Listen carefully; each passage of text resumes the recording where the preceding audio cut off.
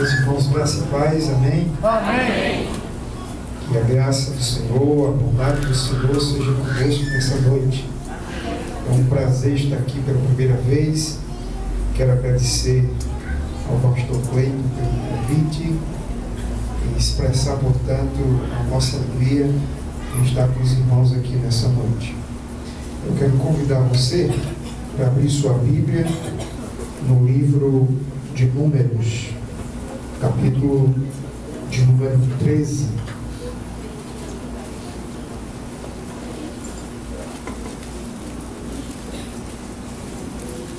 Números, capítulo de número 13. Nós vamos ler a partir do versículo de número 25. Livro de Números, capítulo de número 13, a partir do verso 25. Ao fim de 40 dias, eles voltaram de sondar a terra. Ao chegarem, apresentaram-se a Moisés e a Arão e a toda a comunidade dos israelitas, no deserto de Parã, em Cádiz. Então relataram tudo a ele e a toda a comunidade e mostraram-lhes o fruto da terra. E prestando contas a Moisés, disseram: fomos à terra a qual nos enviaste. Ela de fato dá leite e mel, e este é o seu fruto. Contudo, o povo que habita nessa terra é poderoso, e as cidades são fortificadas e muito grandes. Vimos também ali os descendentes de Anak. Os amalequitas habitam na terra do Negueb. Os heteus, os jebuseus e os amorreus habitam nas montanhas. E os cananeus habitam junto ao mar e ao longo do rio Jordão. Então Caleb fez o povo calar-se diante de Moisés e disse: temos de subir e nos apoderar dela, pois com certeza conseguiremos prevalecer contra ela. Mas os homens que haviam subido com ele disseram: não conseguiremos subir contra aquele povo, porque é mais forte do que nós. Então depreciaram diante dos israelitas a terra que haviam sondado. A terra por onde passamos para conhecê-la é uma terra que devora os seus habitantes, e todos os que vimos nela são homens de grande estatura. Também vimos ali os nefilins, pois os descendentes de Anak procedem dos nefilins. E éramos como gafanhotos aos nossos próprios olhos e também aos olhos deles. Continua no 14, verso 1. Então toda a comunidade levantou a voz e gritou, e o povo chorou naquela noite, e todos os israelitas murmuraram contra Moisés e Arão, e toda a comunidade lhes disse: seria melhor se tivéssemos morrido na terra do Egito, seria melhor se tivéssemos morrido neste deserto. Por que o Senhor nos trouxe a esta terra para cairmos à espada? Nossas mulheres e nossas crianças serão capturadas. Não seria melhor voltar para o Egito? E diziam uns aos outros: escolhamos um chefe e voltemos para o Egito. Que Deus aplique sua palavra em nossos corações. Aleluia. Vamos orar. Senhor bendito, Tu és um Deus soberano e eterno. E Tu estás nesse lugar. E aqui está a Tua igreja. Tua palavra foi lida. E nós rogamos pela aplicação dela em cada coração aqui nessa noite. Que o Teu povo ouça o que o Espírito tem para falar. E que todos sejam, ó Deus, conduzidos para que aquilo que o Senhor vai ministrar nesse lugar possa alcançar a necessidade particular de cada homem, de cada mulher, de cada criança, de cada moça e de cada rapaz. Que o Senhor, Deus, faça com que a Tua voz seja audível, que as Tuas diretrizes sejam claras e que a igreja do Senhor saia daqui certa de que o Senhor é um Deus que fala. Nós oramos na dependência da Tua graça, rogando que o Espírito do Senhor seja conosco nessa noite. Em o nome de Jesus. Amém. Pode assentar-se.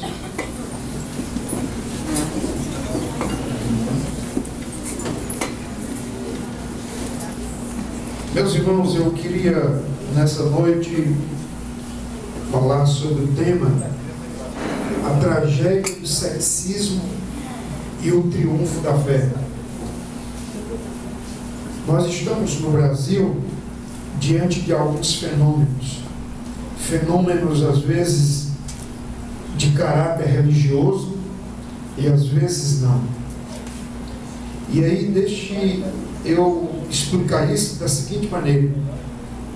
O último censo do IBGE mostrou um crescimento extraordinário do ceticismo. E o que é o ceticismo, senão a predominância da incredulidade no coração do homem? O ceticismo é o filho mais velho do secularismo. O secularismo é o homem colocando a sua confiança no material, no ter, no financeiro, na tecnologia, na ciência.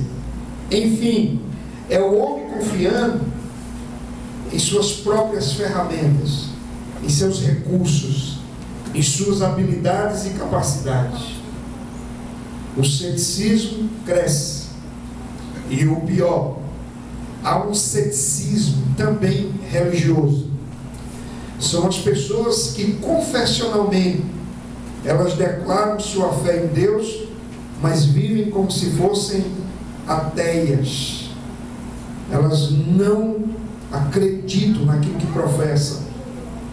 E aquilo que professam não tem efeito prático na vida, nas escolhas, nos relacionamentos, na escala de valores.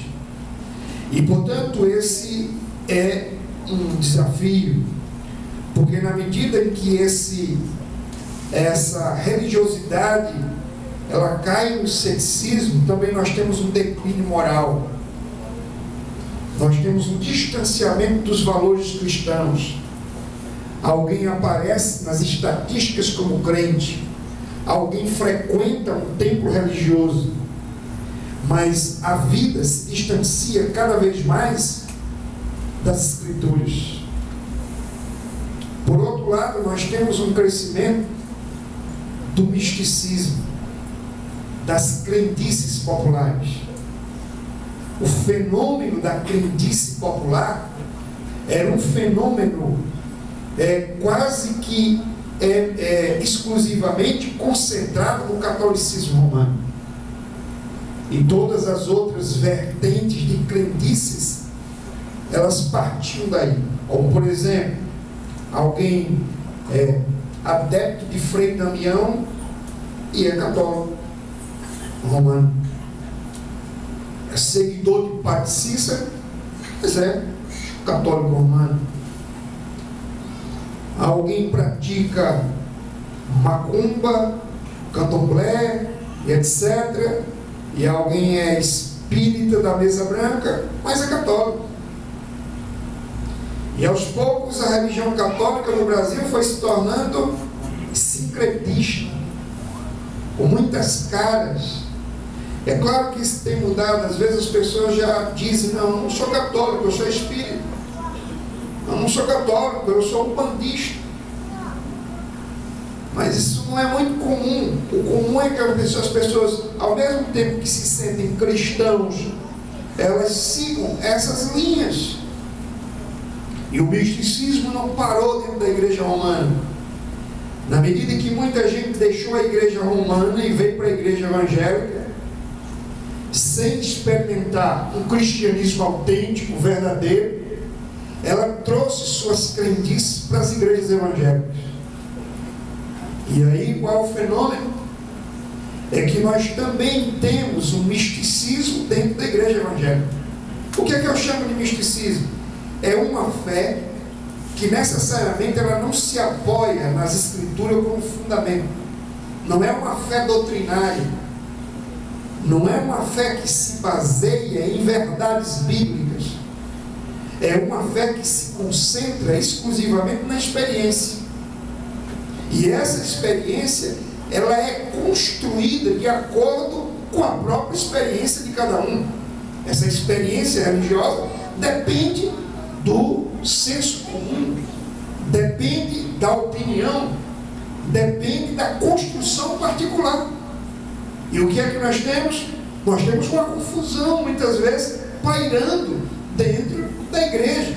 Você pode ter uma igreja evangélica em que, se você consultar as pessoas, cada uma tem uma maneira de pensar e de enxergar a vida, o casamento, a educação dos filhos, a maneira de ganhar e de se gastar dinheiro.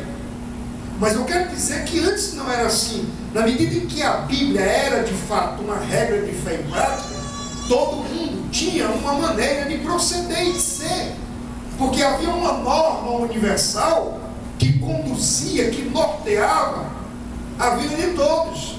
Então isso produzia uma unidade na igreja, produzia um testemunho diante da sociedade que claramente caracterizava quem era e quem não era crente.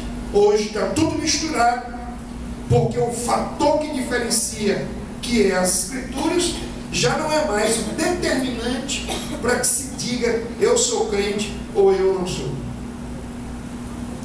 Ora, deixa eu dar um exemplo disso que estou dizendo. Na primeira carta de Paulo a Timóteo, no capítulo 4, verso 1, Paulo diz assim: nos últimos dias muitos apostatarão da fé. Numa outra versão diz: se desviarão da fé. E por que farão isso?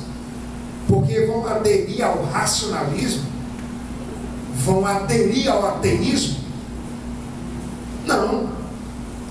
Eles apostatarão da fé porque seguirão espíritos enganadores e seguirão as doutrinas de demônios.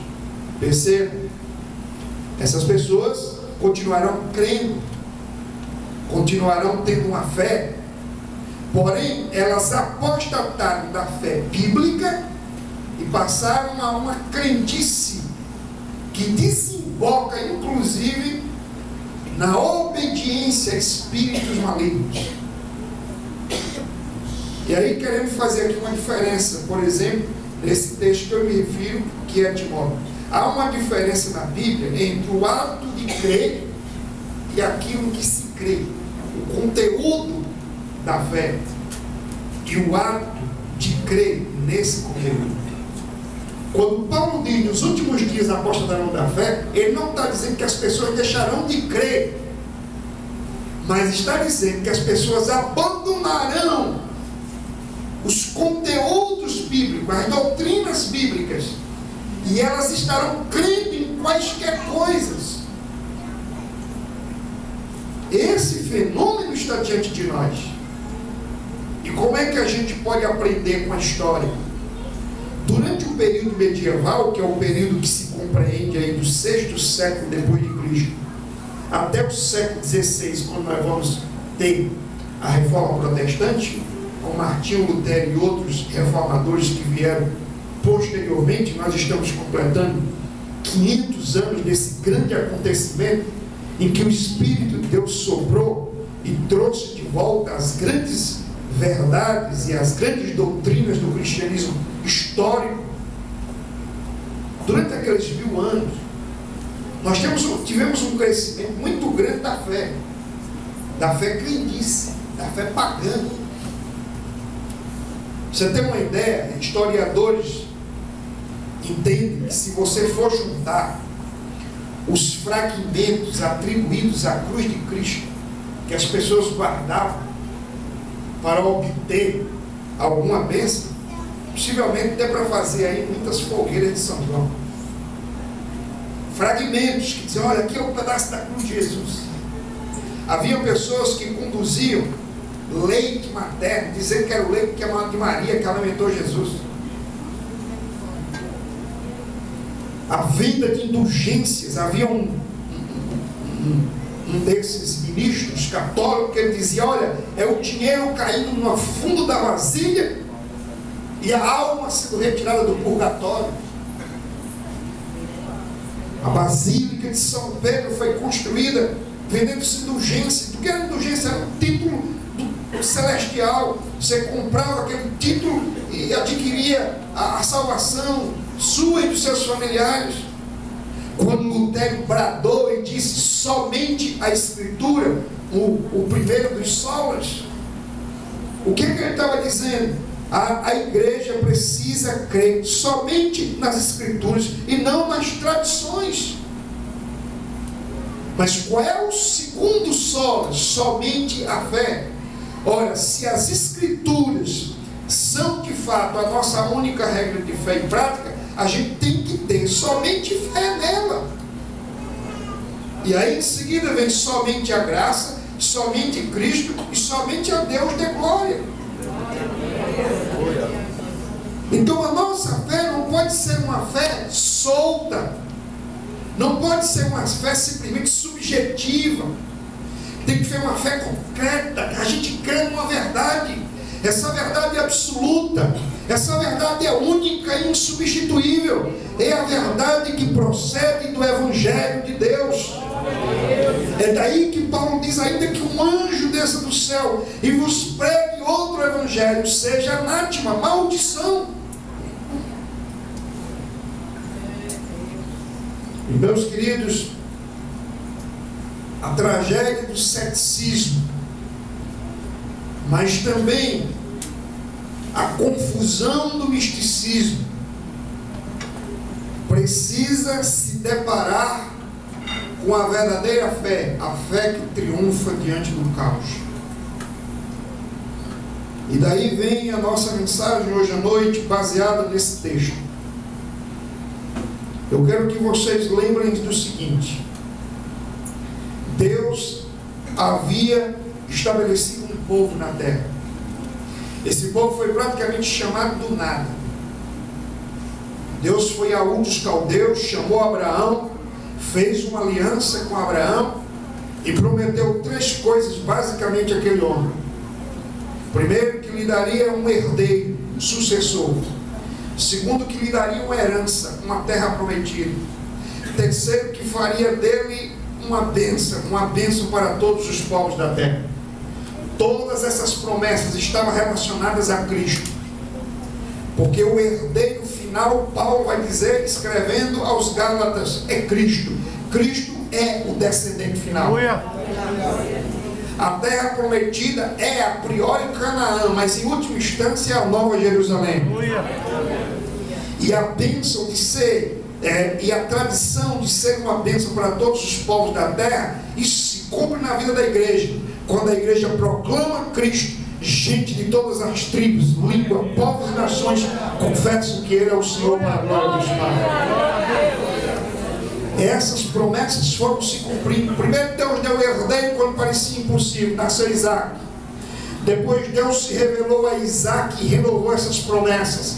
A promessa de um herdeiro, a promessa de uma descendência, a promessa de uma herança e a promessa de uma bênção. Depois veio Jacó.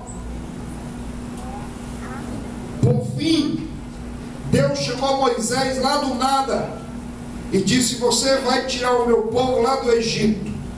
Finalmente eu vou entregar nas mãos do meu povo a terra que eu prometi.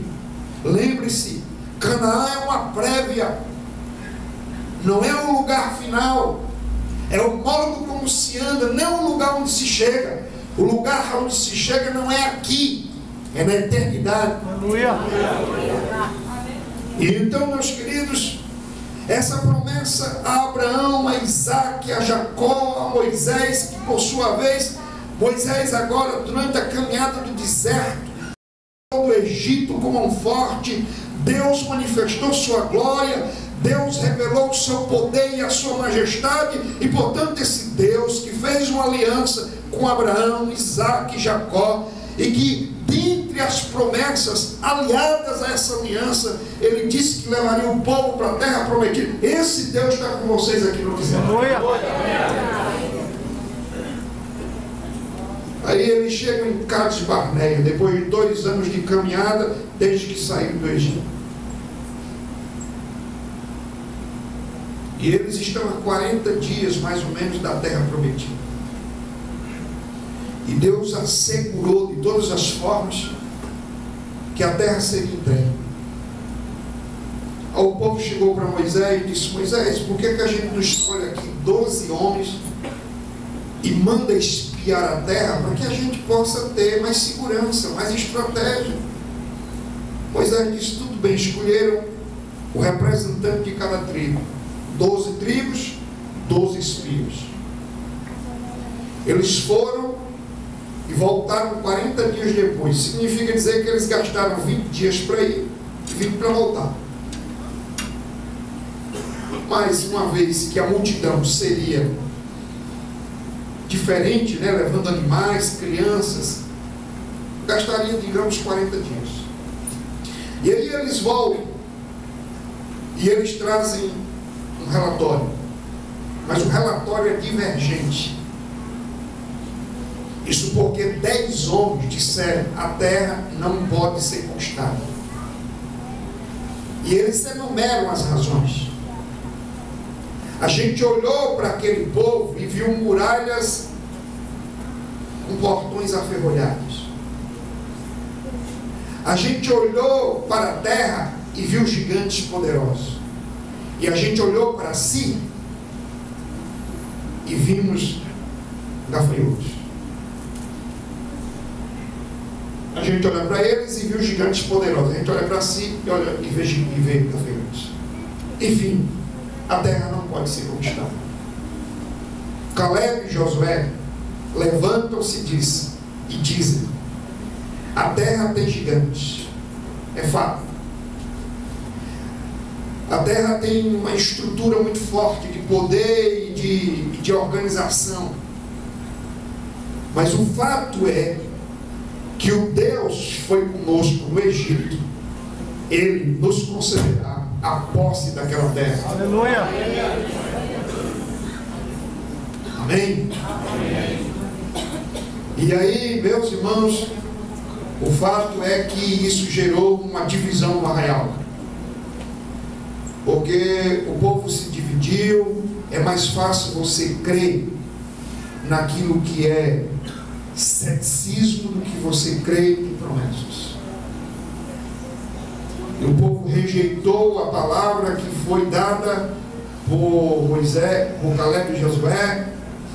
E então o povo seguiu os outros espias, e ali gerou-se uma confusão, rebelião, revolta. E eles queriam agora apedrejar a Moisés e a Arão. E eles então queriam constituir uma outra liderança. Para quê? Para voltarem para o Egito. É interessante a fala deles. Melhor seria ter morrido no Egito. Melhor é voltar para o Egito. Melhor seria ter morrido no deserto.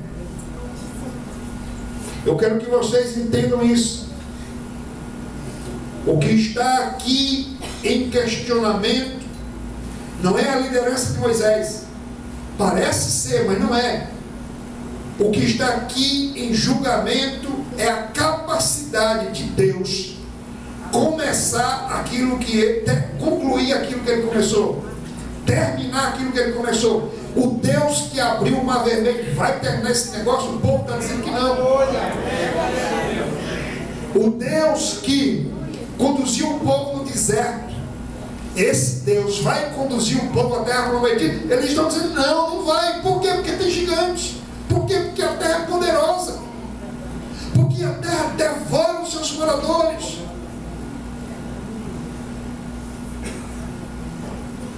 Quero chamar a sua atenção aqui para 2 erros que nós não podemos cometer e 2 exemplos que nós precisamos seguir quando o assunto é a fé bíblica diante da tragédia do ceticismo.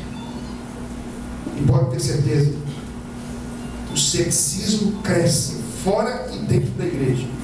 Por isso o tema da reforma, somente a fé, ou o tema de Abacuque da carta aos Romanos, o justo viverá pela fé, é cada vez mais um tema atual para a igreja aqui no Brasil. Amém? Amém. Quais são os 2 erros que esses 10 espias cometeram, que nós não podemos cometer? Primeiro, eles subestimaram o poder de Deus. Eles subestimaram o poder de Deus. Meus irmãos, e o que acontece quando a igreja ela subestima o Deus da sua salvação? A primeira coisa que ela faz é relativizar a palavra desse Deus. É colocar em dúvida aquilo que Deus disse. É seguir a teologia da serpente. Foi assim que Deus disse? E na realidade, esse relativismo da palavra de Deus está aqui posto pelo seguinte: porque Deus disse, eu vou entregar a terra nas mãos de vocês. E o povo está dizendo, com base no relatório, nós não podemos conquistá-la. Os espias voltaram e semearam a dúvida, a discórdia e o ceticismo. A incredulidade paira sobre essa comunidade. E isso cresce como um vírus que vai contaminando. Eu quero que vocês entendam o seguinte: quando Deus concordou com o envio dos 12 espias, Deus queria provar a fé daqueles líderes.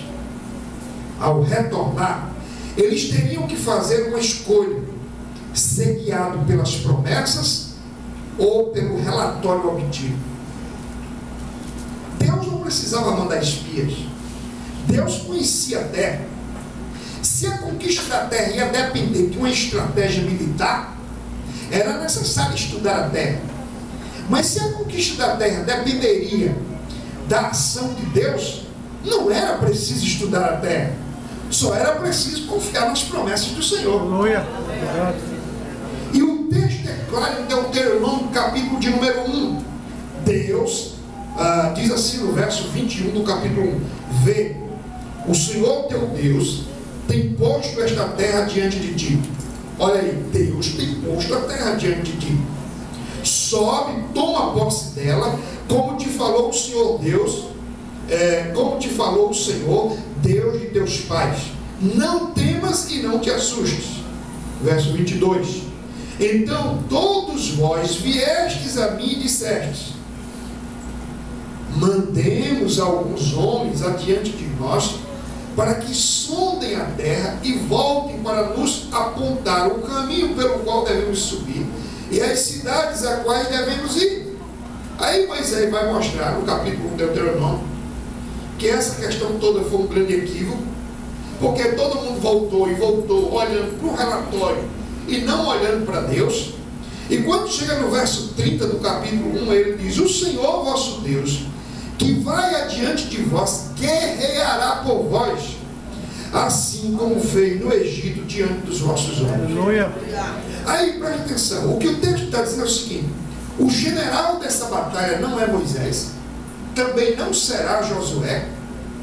A conquista da terra não depende de estratégia humana, porque tudo depende de Deus. Aí Moisés morre e Deus levanta quem? Josué.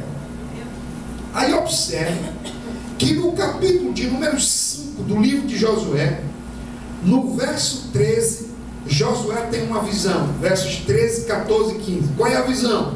Estando Josué perto de Jericó, levantou os olhos, olhou, e diante dele estava em pé um homem com uma espada desembainhada na mão. José aproximou-se dele e perguntou-lhe: estás a nosso favor ou a favor dos nossos adversários? Ele respondeu: nenhum dos dois. Venho agora como chefe do exército do Senhor. Então, prostrando-se com o rosto em terra, em reverência, Josué lhe perguntou: que diz o meu senhor ao seu servo? Então o chefe do exército do Senhor respondeu a Josué: tira a sandália dos pés, porque o lugar em que estás é santo. E Josué assim fez. Aleluia. Josué pergunta: você pertence a qual exército? Do nosso exército, ou dos nossos exércitos, ou pertence ao exército dele? O anjo diz: nenhum dos dois. Eu sou o Senhor dos exércitos. Ou seja, é Ele quem vai guerrear, é Ele quem vai traçar a batalha. Aí quando você chega no capítulo 6 de Josué, os versos 2 e 3 estão dizendo o seguinte: então o Senhor disse a Josué: olha, entrego na tua mão Jericó, o seu rei e os seus guerreiros. E qual era a estratégia? Verso 3: vós rodeareis a cidade, todos os homens de guerra, contornando-a uma vez por dia. Assim fareis por 7 dias. E aí continua. Isso é estratégia para você vencer uma cidade? Ficar rodeando o muro feito doido? O que é loucura para o homem é sabedoria para Deus. Porque a loucura de Deus é mais sábia do que a sabedoria dos homens. O que estou dizendo é que tudo que Israel tinha que fazer não era mandar uma comissão lá para espiar a terra, nem tampouco atentar para esse relatório. Tinha que confiar na palavra de Deus. Deus estava dizendo que Ele ia entregar o povo e que Ele ia guerrear. E isso Moisés está dizendo no capítulo de Deuteronômio, e aqui no início de Josué isso está acontecendo. Deus está dizendo: eu sou o general, eu vou adiante do meu povo, vocês vão ficar aí rodeando esses muros, e eu vou fazer os muros cair, e vocês vão conquistar a terra. Então o que é que o povo de Deus tem que fazer? Tem que confiar na palavra de Deus. Agora, que palavra é essa? É a palavra que está registrada aqui do Gênesis Apocalipse. Ela é infalível. Ela é infalível. Você sabe por que tem muito crente decepcionado, deixando a igreja? E porque ele confia em muitas coisas, mas ele não confia na palavra de Deus. Ele confia em muitas mandingas, mas ele não confia na palavra de Deus. Ele confia em muitas estratégias humanas, mas ele não confia na palavra de Deus. Aleluia. Tudo que você tem que crer é na lei do Senhor, e nela meditar de dia e de noite. Outro problema que nós devemos observar aqui, nessa questão do erro dos espias em subestimar Deus. Qual foi o problema? Eles caíram no pecado da incredulidade. Primeiro, eles relativizaram a voz de Deus, a palavra de Deus. Segundo, eles caíram no pecado da incredulidade. Meus irmãos, o que esse povo estava dizendo ao discordar da promessa que dizia que a terra era conquistável, era que Deus não podia cumprir o prometido. Deus não era confiável. As circunstâncias em torno da terra prometida diziam que a terra da promessa era inconquistável. Tudo não passava de um engano em que Moisés deveria responder previamente pelo fracasso do seu plano. Eles estão dizendo: olha, tudo deu errado, nada aqui adiantou, a gente chegou até aqui em vão. E portanto Moisés é o culpado. Preste atenção, sempre que nós somos tomados pela incredulidade, nós atribuímos o curso da nossa vida a A, B e C. Se foi Moisés quem tirou o povo do Egito, Moisés é culpado. Mas se foi Deus quem abriu o mar vermelho, não Moisés, e trouxe o povo até ali, é Deus que responde. Então não adianta você atribuir isso à mulher, ao marido, ao filho, ao pai, ao vizinho, ao governo, ao diabo, à sogra. Não adianta. Quem está no controle da sua vida é Deus. Se você foi criado por Deus, redimido pelo sangue do Cordeiro, o cabelo da sua cabeça, a folha da árvore, tudo está debaixo da soberania desse Deus. Então nós não somos um subproduto das circunstâncias, nós não estamos à mercê das tramas do diabo ou dos homens. Nós somos guiados por um Deus que se assenta no trono e que está conduzindo a nossa vida para um propósito maior. No primeiro momento, o que foi que houve aqui? Dúvida e desânimo. No segundo momento, pessimismo e descontentamento. No terceiro momento, incredulidade e desobediência. E por fim, rebelião e julgamento. O capítulo 14 vai mostrar um povo em ebulição, uma panela fervendo. E como é que Deus vai apagar o fogo? Se fazendo fogo consumidor. A terra se abriu para engolir rebeldes, porque aquele ambiente estava corrompido pelo pecado da incredulidade, da rebelião, que surge como feitiçaria no meio daquele povo. Eles estão agora enfeitiçados, embriagados de ódio, de ira. A malignidade do coração de maneira terrível vem à tona.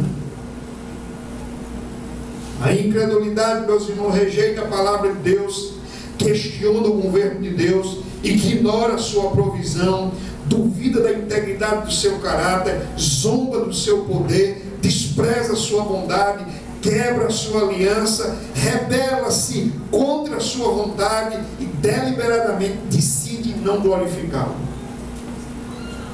É por isso que tudo que não provém de fé é pecado, e que sem fé é impossível agradar a Deus. Qualquer escala de valores ou qualquer prioridade motivada pela incredulidade andará na contramão da cosmovisão bíblica e dos atos redentores de Deus na história. É por isso que bastava o povo ter sua fé provada, que imediatamente um grupo reivindicava o retorno ao Egito, a terra da escravidão. Ou seja, em vez do povo progredir e avançar na direção da terra, o povo quer voltar para o Egito. Porque todas as vezes que a gente anda motivado por um coração de pecado, a gente anda na contramão dos propósitos de Deus. A gente anda na contramão dos atos redentores. Deus havia redentoramente aberto o mar vermelho para tirar o povo do Egito. Agora o povo quer voltar. Um cordeiro foi morto naquela hora, tipificando Jesus Cristo. Agora o povo quer voltar. É por isso que a Bíblia diz que quando aqueles que experimentam das bênçãos, dos benefícios da graça, voltam outra vez para o pecado, se desviam da igreja, estão crucificando Jesus outra vez. Estão dizendo que o sacrifício do Senhor foi em vão. O que essa multidão está dizendo é que os atos redentores de Deus ao tirarem do Egito foi inútil, porque é lá que eles queriam estar. É para lá que eles querem voltar. Estão andando na contramão. A cosmovisão não é bíblica. A cosmovisão, a maneira de enxergar o mundo, é mundana, é pecaminosa.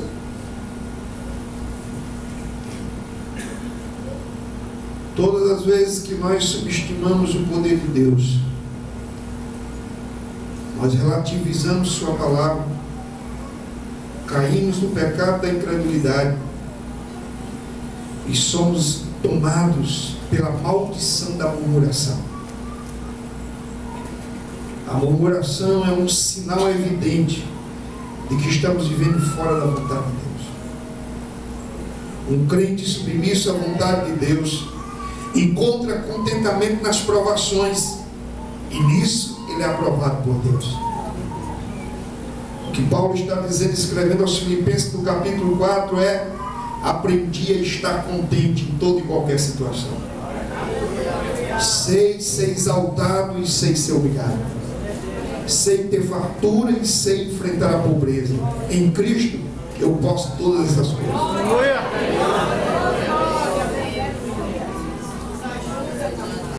Filipenses 2:14 diz: fazei todas as coisas sem queixas nem discórdias. 1 Coríntios capítulo 10, citando esses eventos do deserto, Paulo, escrevendo à igreja de Corinto, no capítulo 10, verso 10, ele diz: e não murmureis, como alguns deles murmuraram, e foram mortos pelo destruidor. Tudo isso lhes aconteceu como exemplo, e foi escrito como advertência para nós, sobre quem o fim dos tempos já chegou.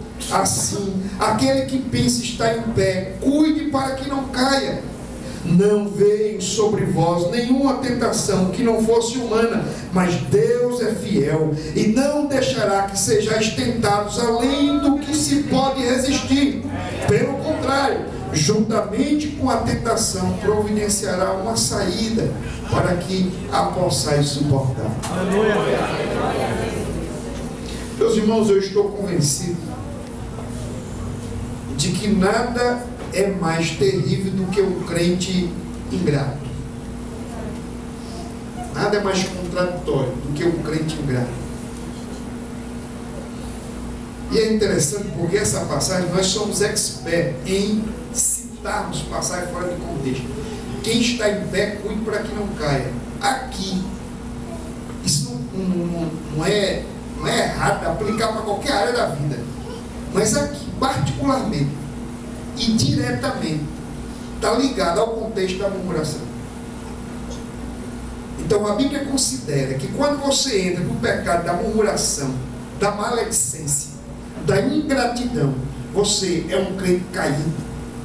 E quem está em pé, cuide para não cair nesse pecado. Tenha um coração grato a Deus em tudo e por tudo. Porque quando você agradece, está dizendo: Senhor, o Senhor governa sobre mim e eu estou satisfeito com o teu governo. Eu não tenho a menor ideia de mudar de governo. A minha vida está debaixo do teu governo e eu louvo ao Senhor, porque o Senhor governa muito bem. Eu não sei governar a minha vida e, portanto, eu entreguei o meu governo a ti. E não é o que significa buscar em primeiro lugar o reino de Deus, a sua justiça e demais coisas serão acrescentadas. A ideia ali é essa. O crente é alguém que desistiu de governar a sua vida e buscou para si o governo de Deus, o domínio de Deus sobre si. Ele é alguém que negou a si mesmo, morreu para si, está crucificado com Cristo. Então ele jamais vai dizer: quem manda na minha vida sou eu, porque há muito tempo que ele morreu, quem vive nele é Cristo. Agora, o que acontece? Nós estamos tornando uma geração de crentes cheia de direito, insatisfeitos com Deus, murmurando por causa de tudo e de todo. Estamos caindo nesse pecado. A Bíblia diz: se você estiver passando por provação, Deus não dará a você uma provação maior do que você possa suportar, porque junto com a provação Ele te dá o escape. Eu estava pregando agora essa semana, Semana Santa, no Congresso da Juvep, em João Pessoa, e tinha um pastor americano lá que pregou na consciência cristã, o Dave Castro, e ele pregou sobre as provações de Paulo, falando particularmente do espinho na carne. Chegou uma hora que ele olhou para o auditório e disse: quem você acha que está por detrás do espinho na carne, Deus ou o diabo? E o auditório parou do jeito que vocês estão parados aqui. E ele disse, deixa eu dizer, quem está por detrás do espinho na carne é Deus e é o diabo. Deus quer usar as tribulações de Paulo, as provações, para que ele não se exalte e para que ele seja um crente cada vez maduro, vivendo para a glória de Deus. E o diabo quer usar os espinhos na carne para que Paulo blasfeme, murmure e rejeite a Deus como seu Senhor. Então, por detrás das suas tribulações sempre estarão Deus e o diabo. Deus com uma intenção, o diabo com outra.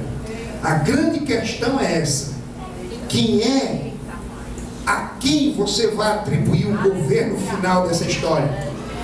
É Deus que vai conduzir os espinhos na carne, as provações, as tribulações, para fazer com que todas as coisas cooperem para o nosso bem? Ou é o diabo que vai triunfar? Se você disser que é o diabo que vai triunfar, eu vou dizer que você não é crente. Agora, se você é crente, lembre-se, mesmo quando parece que o diabo venceu, no final o crente vai dizer: pensei que tudo podes e nenhum dos teus planos pode ser frustrado. Eu antes te conhecia de ouvir falar, mas agora os meus olhos veem. Foi essa a experiência. Deus estava por detrás do problema de Jó, mas o diabo também estava. O diabo disse: eu vou colocar a doença. Deus disse: mas você não mata. Então ele faz o que Deus permite, e ele não vai além daquilo que Deus sabe que você não pode suportar. Aleluia. O diabo pediu para se andar na vida de Jó, Deus deixou. Pediu para se andar na vida de Pedro, Deus não deixou. Deus sabe o que fazer. Se ele deixar, ele vai dar graça. Se ele não deixar, é graça. Tudo é graça na vida do crente. Aleluia. Glória a Deus. Então, meus queridos, o fato é que, motivados pela incredulidade e murmuração, o povo decidiu apedrejar Moisés e todos os demais servos de Deus.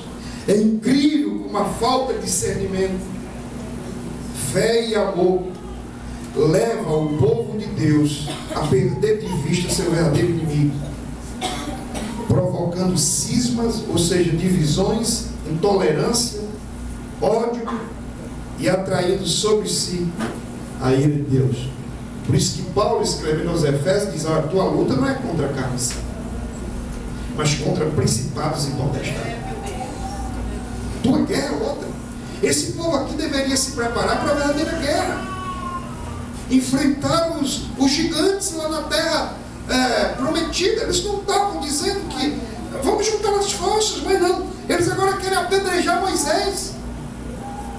Todas as vezes que nós perdemos de vista o governo de Deus e começamos a querer governar, uma das tragédias é essa aqui: a gente perde de vista quem é o nosso inimigo e começamos a guerrear entre nós. E a coisa que eu mais vejo na igreja brasileira hoje é discórdia, contenda, conflito, divisão. Por quê? Porque na medida em que a gente sai da vontade de Deus e se deixa guiar pela nossa, meus irmãos, é só o fruto da carne. Mas se é o fruto do Espírito, vai ter amor, longanimidade, benignidade, domínio próprio, mansidão. Contra essas coisas não há. Quais são as consequências do pecado da murmuração? Desânimo, confusão, desespero e rebelião, divisão. E a terra que deveria ser conquistada em 40 dias, agora o Senhor disse: só daqui a 40 anos. Vocês vão fazer um retorno e vão para o Egito, e vão voltar para próximo do mar, e vão ficar dando volta no deserto. Quando completar 40 anos, aí vocês vão entrar. Por que 40 anos? Porque 40 anos era o tempo que passava aquela geração e Deus fazia nascer uma outra geração para ter um povo para botar na terra do Egito. Que coisa! Quando eu fico pensando nisso, quantas vezes a igreja está dando volta aqui na terra, dando círculo, não sai do lugar, não avança na missão. não avança na transformação social. Por quê? Porque em vez de nós nos unirmos com fé, com graça, confiando na palavra de Deus, de que Ele vai nos fazer avançar sim, a gente não consegue sair do lugar. Mas, meus irmãos, esse povo cometeu o segundo pecado.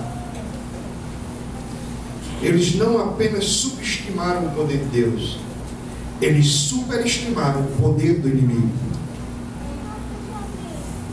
Eles disseram assim: o inimigo é poderoso. Nós olhamos para eles e tinha gigantes. E nós olhamos para nós e nós éramos gafanhotos.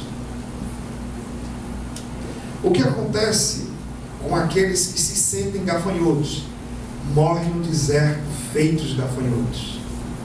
Agora, o que acontece com aqueles que entendem que há alguém que é maior do que os gigantes? Eles não morrem no deserto, eles põem os pés na terra prometida. O que está por detrás desses dois erros? Primeiro, eles tiraram o olhar de Deus e olharam para as circunstâncias. Todas as vezes que nós olhamos para as circunstâncias, em vez de olhar para Deus, nós sempre achamos que a tempestade vai afundar o barco. Senhor, o barco vai naufragar. Olha a tempestade. O Senhor ordena que o mar pare, que o vento se acalme, e ele diz: que homem é esse que até o mar e o vento lhe obedecem? Esse homem é Jesus. Pedro, você pode andar sobre as águas. Vem e começa. E Pedro começa a andar. Por que Pedro começou a andar sobre as águas? Porque ele olhou para o Senhor e ouviu o que o Senhor estava dizendo. Daqui a pouco ele tirou os olhos do Senhor e colocou os olhos nas ondas do mar. E aí ele começou a naufragar. Nós não podemos ser guiados pelas circunstâncias. As circunstâncias são favoráveis, Deus é Deus. Elas estão desfavoráveis, Deus continua sendo Deus. Deus é um Deus que governa independentemente das circunstâncias. Depois o texto nos mostra que eles caíram no pecado da incredulidade, do ceticismo, porque eles disseram: não, a gente não pode conquistar. Depois o texto nos mostra que eles confiavam mais em si do que em Deus. Por quê? Quando eles olham para o gigante, eles dizem: a gente é gafanhoto diante desse gigante. Então o que é que eles estão dizendo? A gente não pode conquistar. Pô, mas desde quando Deus disse que o povo iria conquistar a terra? Deus não disse isso. Deus sempre disse: eu vou entregar a terra. Aleluia. Eu vou entregar. Deus não disse isso. Mas eles olharam para si, olharam para o gigante e disseram: a gente não pode. Logo, eles estavam confiando em quem? Não no Deus da terra, eles estavam confiando em si. Outro problema: eles são mais fortes do que nós e nós não podemos derrotá-los. Olha, eles dizem isso aqui no verso 31. Eles são mais fortes do que nós, a gente não pode derrotá-los. Mas Deus pode. Éramos aos nossos próprios olhos como gafanhotos. E eles nos viam assim: olha, se você se sente gafanhoto, como é que você quer que o mundo te veja?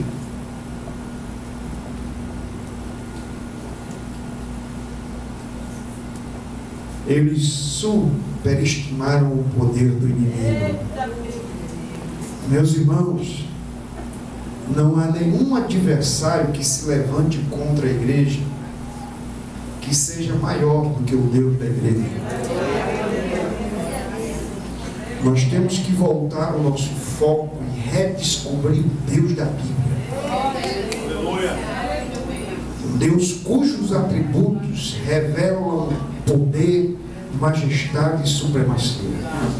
Eu não sei se vocês perceberam, mas há quase que uma ignorância sobre o caráter de Deus, sobre a majestade de Deus, sobre a transcendência de Deus.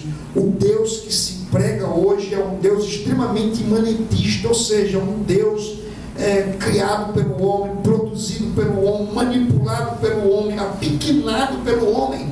Mas o Deus da Bíblia é o Deus de Abraão, de Isaac e de Jacó. É o El Shaddai, é o Todo-Poderoso. Nós precisamos aprender a confiar no caráter de Deus. Deus é confiável. Então nós não podemos superestimar o poder do inimigo. Você assiste uma partida de futebol e aí terminou ali a decisão do campeonato. E você não vai ver um repórter entrevistando um jogador do time que perdeu. Mas eu fico pensando, meus irmãos, que as pessoas ainda não entenderam que quem venceu na cruz foi Cristo. Porque às vezes há mais holofote para o diabo do que para Jesus. Mas pode ter certeza, Jesus venceu, rasgou o escrito de dívida que era contra nós, despiu Satanás de toda a autoridade e disse: é-me dado todo o poder dos céus. Quem governa a igreja é Deus. Dois exemplos nós podemos imitar. Vamos caminhar aqui para a conclusão, porque o pastor disse que a gente vai ficar até meia-noite, mas aí não sei, né? Dois exemplos que podemos imitar. Primeiro, o exemplo de Josué. Sabe o que é Josué? Eu quero só citar duas coisas de Josué, para você perceber que Josué, ele não fica no grupo dos 10 céticos. Não é por acaso, não é uma questão de partido, não é uma questão qualquer. O que faz Josué ficar no lado de lá dessa situação é que Josué, desde o começo, ele esteve do outro lado. Vou dar aqui um exemplo. No episódio do bezerro de ouro, as celebrações acontecendo no arraial, um bezerro de ouro foi feito, o povo olhou para o bezerro e disse: está aí o teu Deus que te tirou do Egito. De alguma maneira eles entenderam que aquele bezerro era uma reprodução da imagem de Deus. E o segundo mandamento diz que isso é impossível, ninguém pode reproduzir Deus. E por isso Deus proíbe. Qualquer projeção de Deus vai ser sempre uma caricatura mal feita. Deus não pode ser reproduzido pela imaginação e pela capacidade humana. E portanto o que tem naquele arraial é idolatria. E onde é que está Moisés? Moisés está no monte, recebendo de Deus as tábuas da lei. Quando ele desce, quem é que está no pé do monte? Josué. Josué está dizendo: se eu não posso estar no monte falando com Deus, o arraial da idolatria não está lá. Ele se recusa a estar lá. E por que ele está aqui? Porque com sede ele espera que Moisés traga as palavras que procedem da boca de Deus. Porque se nem só de pão vive o homem, é de toda a palavra que procede da boca de Deus. O capítulo 1 de Josué vai dizer uma outra coisa: meu servo Moisés é morto. E Deus quer alguém para substituir o seu servo Moisés. Quem é que ele vai colocar? Josué, servo de Moisés. Ou seja, ele era um servo de Moisés, que por sua vez era servo de Deus. O texto não diz que Josué era servo de Deus. Isso não quer dizer que ele não era. Mas o que está dizendo é que ele não tinha nenhum cargo, nenhuma função, nenhuma patente. Mas desde então ele servia a Moisés, ele auxiliava Moisés. Então, se o servo de Deus morreu, Deus coloca o servo do servo. Aleluia. É essa a lógica de Deus, esse é o critério. Esse homem, então, é um homem diferente dos outros 10. Eu poderia citar outros episódios envolvendo a vida de Josué, mas eu quero citar apenas isso para dizer o seguinte: Se você quer ser encontrado entre aqueles que têm uma fé autêntica em Deus, e que nos momentos de ceticismo, em que nos momentos de crise, de provações e tribulações, vão cair fora, se você quer permanecer firme, inabalável, servindo e seguindo ao Senhor, você precisa atentar para isso. Você precisa ser alguém que ama a palavra de Deus, e você precisa ser alguém que serve a Deus, servindo os seus servos aqui na terra. Aleluia. Ele é um exemplo para ser seguido. O segundo exemplo é Caleb. O que vai me chamar a atenção em Caleb não é o fato de que foi Josué. E até onde eu percebo, em nenhum momento Caleb foi chamado para compor a equipe econômica ou a equipe política do governo de Josué. Não foi. Ele não foi chamado para compor ali o primeiro escalão, nem o segundo. Ele ficou ali quase que à margem de todo esse processo. Mas você sabe o que é que me chama a atenção em Caleb? É que Caleb é um homem que consegue impactar 3 gerações. E aí preste atenção, o nosso grande desafio é fazer diferença na nossa geração.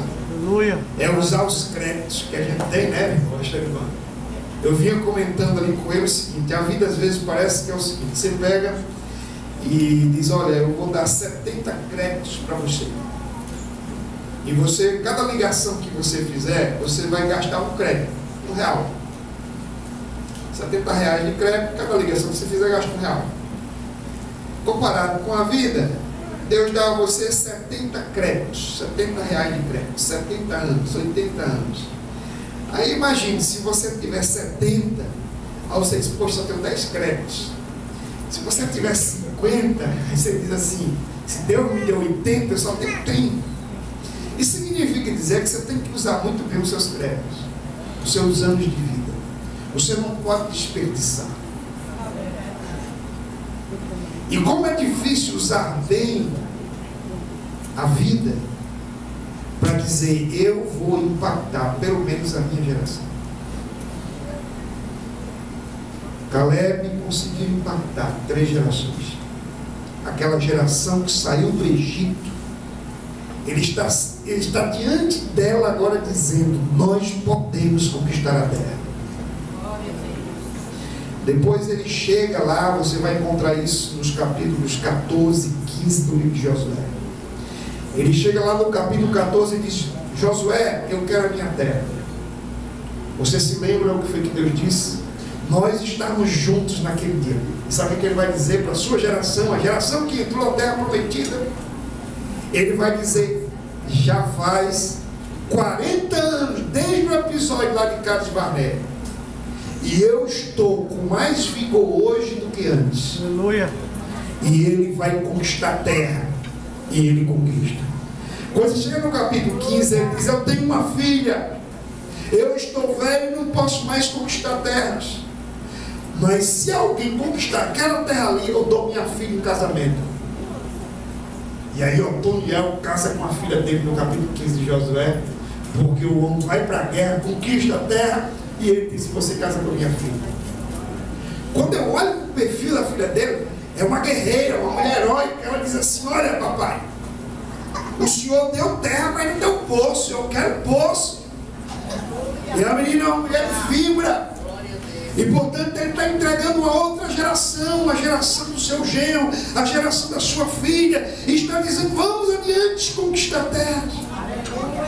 Esses 2 exemplos são exemplos de fé que produz obras, de fé que faz história, de fé que produz impacto na igreja, na sociedade. E portanto nós precisamos olhar para isso e perguntar para Deus, o que é que nós estamos fazendo? Mas meus irmãos e irmãs, há 3 coisas que precisamos aprender com Caleb e Josué. Primeiro, que é possível ser realista sem ser pessimista. Nós não temos que ser triunfalistas, ilusórios, para poder ter fé. A fé ela também é realista. Quando eles vão dar o relatório, diz é verdade, tem gigantes. Mas apesar do realismo, eu não tenho que ser um pessimista, um cético. Nós podemos conquistar a terra sim. Então, seja realista, pise no chão, mas olhe para o alto.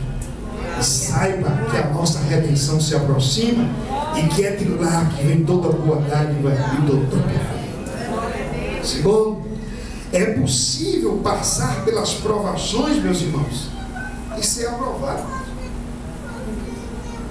O contexto, como eu disse, de mandar 12 espias e trazê-los de volta com um relatório negativista, representava um ambiente de provações. Olhar para aquele gigante, ver os portões, as muralhas, era provação. Mas é no meio dessas provações que Caleb e Josué estão hasteando a bandeira da fé e estão dizendo: tem poderosos lá? Tem, mas o Deus que abriu o mar vermelho está conosco. E vocês sabem que esse Deus que vai abrir o Rio Jordão, e esse Deus que vai fazer as muralhas de Jericó ruírem, é esse Deus que enviou Jesus Cristo. É esse Deus que vai levar a sua igreja para reinar eternamente. Terceiro, é possível perseverar na fé até o fim, independente das circunstâncias. Eu aprendo isso. As circunstâncias não têm que ser favoráveis. O tempo todo nós estamos querendo que as circunstâncias favoreçam a fé, para que a fé aconteça. A fé tem que acontecer independente das circunstâncias. Eu não tenho dúvida de que há um cenário nesse país se desenhando de perseguição contra a igreja. Mas eu também estou certo de que todo cenário marcado por perseguições é um cenário fértil para a evangelização. É um cenário fértil para a purificação da igreja. É um cenário fértil para a reforma da igreja. E portanto, mesmo que nós venhamos a estar diante das circunstâncias mais adversas, se a nossa fé é capaz de fazer registros como o Paulo fez, eu sei que tenho crido e sei que Ele é poderoso para guardar o meu depósito até o dia de Cristo Jesus. Pode ter certeza, ninguém vai fazer a igreja sucumbir. Mas a igreja vai caminhar. A igreja vai caminhar. O relatório de Caleb e Josué era diferenciado sobretudo no ponto. Eles sabiam que Deus podia e que, segundo a sua vontade, Ele era capaz de subjugar os seus adversários. Isaías, no capítulo 14, verso 22, ele diz: Ele é o que está sentado sobre o círculo da terra, cujos moradores são para Ele como gafanhotos. Ele é o que estende os céus como cortina e os desenrola como tenda para ela habitar. Amém? No capítulo 3 de Daniel, versículo 17, quando é dado àqueles rapazes mais uma chance deles se curvarem diante da estátua do rei, eles dizem: o nosso Deus, a quem cultuamos, pode nos livrar da fornalha de fogo ardente, e Ele nos livrará da tua mão, ó rei. Ele nos livrará da tua mão, ó rei. Ele pode. Agora, se Ele não quiser, a gente morre por Ele. Mas se curvar diante da estátua, nós não o faremos. Isso é fé. A fé não é apenas dizer: ah, Deus vai me dar a vitória. Se Ele me der a vitória aqui, nessa situação, e Ele pode, Ele o fará. Amém. Se não, eu morro por Ele e me encontro com Ele. Ou seja, se Ele vier ao meu encontro, Ele me salvará. Se Ele não vier ao meu encontro, eu estarei salvo, porque eu irei ao encontro dele. Amém? A razão porque muitos crentes vivem perdidos nos desertos da vida é porque em algum momento da caminhada ignoraram a vontade de Deus, relativizaram sua palavra, olharam para as circunstâncias e aí ficaram perdidos nesses desertos religiosos, desertos existenciais. Outra aplicação pastoral: Canaã não é uma representação do céu, mas um retrato da vida cristã, caracterizada pela luta contra o pecado, o zelo pela glória de Deus e a perseverança da fé. Alguém diz assim: Canaã é um símbolo do céu. Não, é uma prévia. O símbolo não é, sabe por quê? O céu não vai ter pecado, não vai ter apostasia, não vai ter luta, não vai ter guerra, tudo isso aqui em Canaã. Canaã é uma representação clara do crente que quiser viver aqui na terra piamente, padecerá perseguição e que terá que fazer da sua vida uma luta, um embate permanente. Terceiro, a vida cristã não é para quem é guiado pelo que vê, sente ou pensa. A vida cristã é para os que vislumbram o futuro com os olhos da fé. Amém? Eu não vivo pelo que penso. Eu não vivo pelo que vejo. Eu não vivo de acordo com aquilo que eu toco, que está diante de mim. Eu vivo de acordo com o que eu creio. O que é que eu creio? Eu creio que é o Deus do céu, que Ele governa, e que sua promessa mais gloriosa para a vida da igreja é que um dia nós o veremos como Ele é e seremos como Ele é. Finalmente, é nas provações dos desertos da vida que Deus está forjando no presente o caráter dos verdadeiros heróis que farão história no futuro. Você olha para as tribulações do presente, pode ter certeza, Deus está forjando o caráter dos verdadeiros heróis da fé. Não existe um herói da fé naquela relação lá de Hebreus 11, cujo caráter não tenha sido forjado no meio da fornalha, das provações, das lutas, das grandes adversidades. O capítulo 11 de Hebreus é extraordinário, porque ele mostra os dois lados da fé, daqueles que conquistaram e daqueles que renunciaram, daqueles que poderiam ter conquistado o Egito, mas preferiram o vitupério de Cristo, daqueles que poderiam ter se tornado ricos na terra, mas que por causa da fé se tornaram pobres, daqueles que receberam milagres, foram livres da espada, mas de outros que se tornaram vítimas da espada por causa da fé. Seja como for, tudo é Deus e tudo é para a glória de Deus. Aleluia! Que Deus nos abençoe. Que Deus nos ajude a caminhar nessa direção, porque isso é o Evangelho. Essa é a fé que vence o mundo. Essa é a vitória que vence o mundo. A nossa fé. Nós não somos reféns da tragédia do ceticismo, mas nós somos filhos do triunfo da fé. Aleluia! Vamos caminhar sabendo que um dia os céus vão se abrir. A gente vai ouvir o som da última trombeta de Deus. Então nós iremos ao encontro do nosso Senhor e ouviremos dele: vinde bendito, Aleluia! entra no reino do meu Senhor. Glória a Deus! Foste fiel no pouco, sobre o muito te colocarei. Aleluia! Que Deus nos abençoe. Glória a Deus!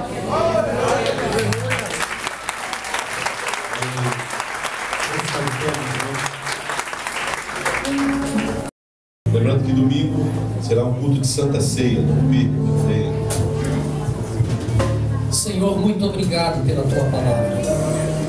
Obrigado por esta igreja, pelo pastor Cleito, pelos seus auxiliares.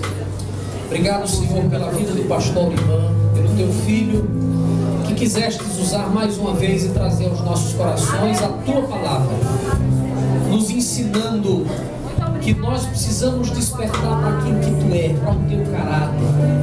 O Senhor é confiável, Tu és o Deus de Abraão, de Isaac e de Jacó.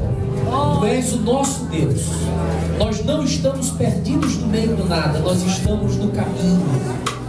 Nós estamos caminhando na direção daquilo que o Senhor apontou para que nós caminhássemos. Por isso, renova no nosso coração a obediência, a submissão, que a nossa obediência a Ti seja submissa, não seja resultado de uma compreensão de que não há outra alternativa senão viver no mundo das crendices, porque não sabemos explicar o que acontece aqui embaixo, mas que obedientemente nós continuemos a acreditar que o Senhor é o Deus da aliança, que nós temos, ó Deus, que o Senhor tem conosco nessa aliança. Renova a fé bíblica no coração da tua igreja. O Senhor disse: aquele que crê em mim, como diz as Escrituras, do seu interior fluirão rios de água viva. Gera em nós essa compreensão verdadeira, esse retorno imediato à tua palavra, e que essa igreja continue firme, triunfando, como sempre foi em toda a sua história. É a oração que nós te fazemos com o perdão dos nossos pecados, em nome de Jesus. Amém. Glória a Deus. Pastor William, tem a honra de cantar a bênção dos apóstolos. Saudamos a todos com a paz do Senhor. Que a graça do nosso Senhor e Salvador Jesus Cristo e o grande amor de Deus, nosso Pai, e as consolações do Espírito Santo sejam com todos nós desde agora e para sempre. Abraça teu irmão, Deus abençoe. Em nome de